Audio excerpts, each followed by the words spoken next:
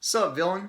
I'm Leon, the Paperback Maniac, coming at you on that late night tip tonight with another vintage paperback horror haul. Things have been accruing, and wanted to get a video out this weekend to catch up on some of this stuff. So that's what I was about to do. So grab some Mountain Dew, some nachos, whatever you want, something to nosh on. Make sure it's not healthy, and enjoy. Okay, so first few books are from Leisure, a publisher of which I am very fond. The first one here was one I was not familiar with. This is White Spider by Joyce Wolfe, and it was published by Leisure in 1987. This sounds utterly delightful. I love the premise here. This just seems like such a Leisure book from their heyday, from 1987. So, and actually, this version is the reprint from, I think, 1992. The original printing of this has the title in gold, and the lettering is embossed. This one isn't, but I do dig the green. Actually, I prefer the green to the gold. But yeah, this one looks like a lot of fun. Just classic Leisure, vintage Leisure. The next one from them, Leisure, is Night of the Wolf. This was written by Jay Callahan and published in 1979. Very, very cool cover there. This is another one that I just was not on my radar, really. I was not familiar with this. This is a pretty good edition, nice edition of this book. But yeah, this looks like a fun, slim little, fun little read there. And then the third one from Leisure is Scorpion. They all have like an animal theme, I'm realizing. This one was written by Katina Alexis, and it was published in 1986. Looks pretty cool as well. So yeah, always happy to add some Leisure titles to the collection because they are really one of my favorite imprints. Okay, continuing along with this animal theme, I got another one of those animal books. This one is The Dogs by Robert Calder, and it was published by Dell in 1977. When I got this one, I thought, oh man, this is in such good condition. I mean, it looked like to be in pristine condition. And then I cracked it open, and then the thing, like, literally, the spine literally cracked, and then like a segment of the book, like, straight up just fell out of it. I was so bummed out. I had to do a little reconstructive surgery. A little Gorilla Glue, you just line that thing in there, and I kind of tried to glue it back in. I haven't really opened it since then. I don't know if that worked or not. It just broke my heart, but hopefully it'll work out. But yeah, this book looks cool, and that is just an amazing 1970s cover, right? Just absolutely love it. All right, next we got a couple of Edward Lee books. My man, I love Edward Lee. This one is Incubi. This is the original edition published by Diamond in 1991. I actually have read this one. It's really fun, very salacious, and prurient, as the title would imply. But yeah, it's a great one. I'm really excited actually to read his kind of follow-up to this with the same protagonist, another kind of procedural, police procedural horror novel called Succubi. That one sounds really good. I've got a beat-up copy of that somewhere. But Incubi is a lot of fun. I wanted to get this original edition. Got a cool just like 90s erotica, horror erotica cover there. But yeah, this one seems cool. And then the other one, this is one I have not read, and I'm very excited to, is The Chosen. And this one was put out by Pinnacle in 1993. And yeah, that cover is just I don't know, it's just very 1993. Nothing too special, but I am very stoked to have this one. Edward Lee published a couple of books with Pinnacle. I think the first book that he ever published under this name, Ghouls, was also put out by Pinnacle. I have that one as well, but yeah, Edward Lee is just like a very just enjoyable writer to read. I greatly enjoy his stuff, and I've really been kind of kind of like hankering for some Edward Lee lately. I miss him. Like I want to get back to him soon because his books are just always very entertaining to read. You know, got all the stuff that makes horror so titillating and fun for me. So yeah, happy to have a couple more Edward Lees. I am super pumped for this next one. This novel is Beyond the Threshold.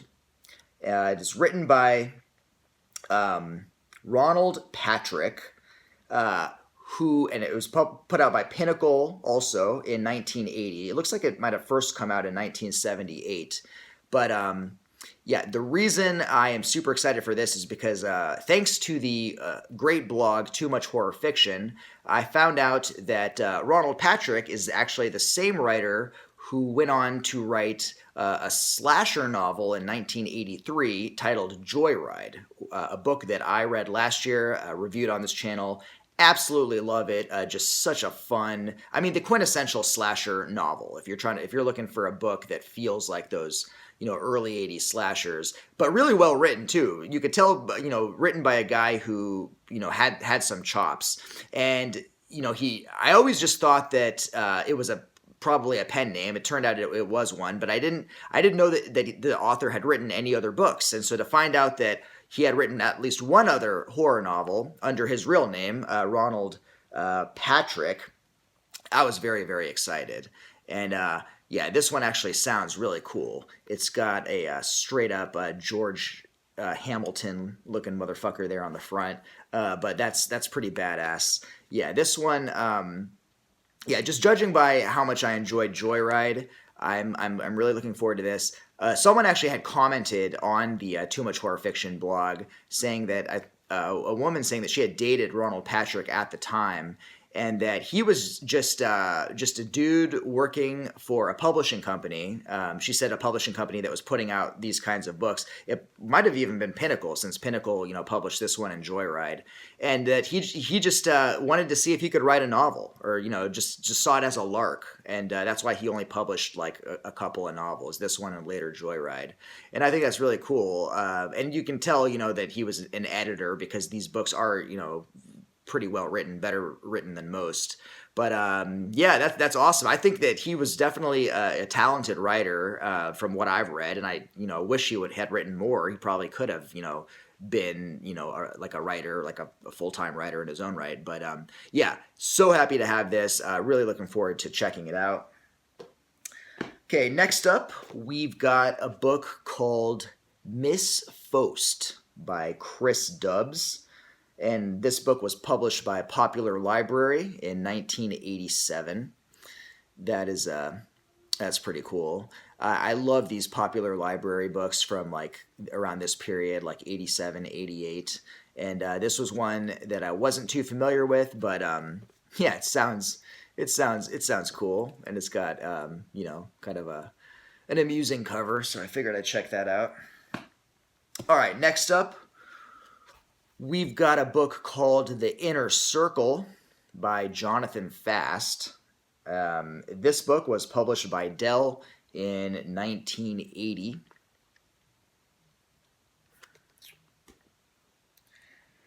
All right, then we've got Children of the Dark by Charles Velly. And this book was published by Ballantine in 1980.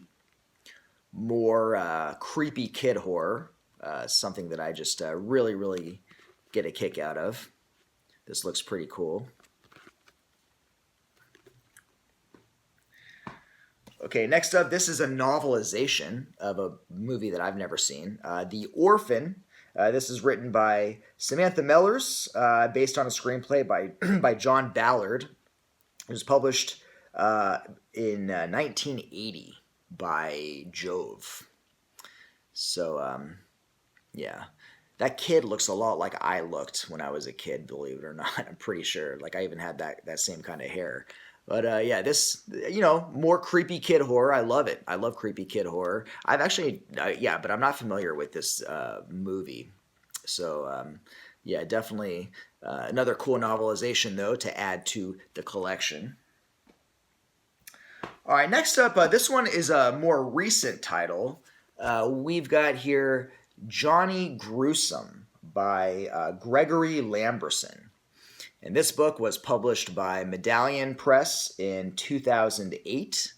Now, Gregory Lamberson is actually a filmmaker, and apparently he first wrote this novel as a screenplay when he was a teenager in 1984.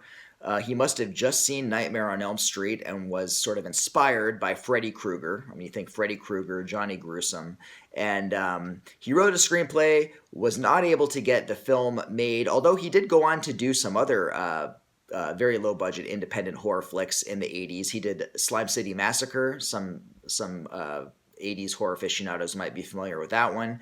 But apparently he always still kept the screenplay of this and always wanted to make this movie, but I guess just never was able to get the budget for it.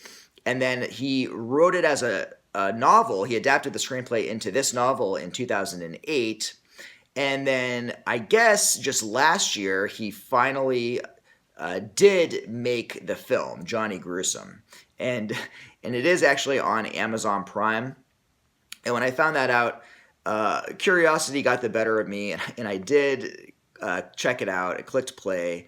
Yeah, I hope the book is better than the film. The movie was a little rough. I didn't get through it, honestly. But the book, I mean, the premise does sound really fun. I mean, it's straight 80s, heavy metal kid getting revenge on people after dying. I mean, very cliched, but it sounds fun, and the book has some pretty effusive praise by people like Herschel Gordon Lewis has a blurb in here.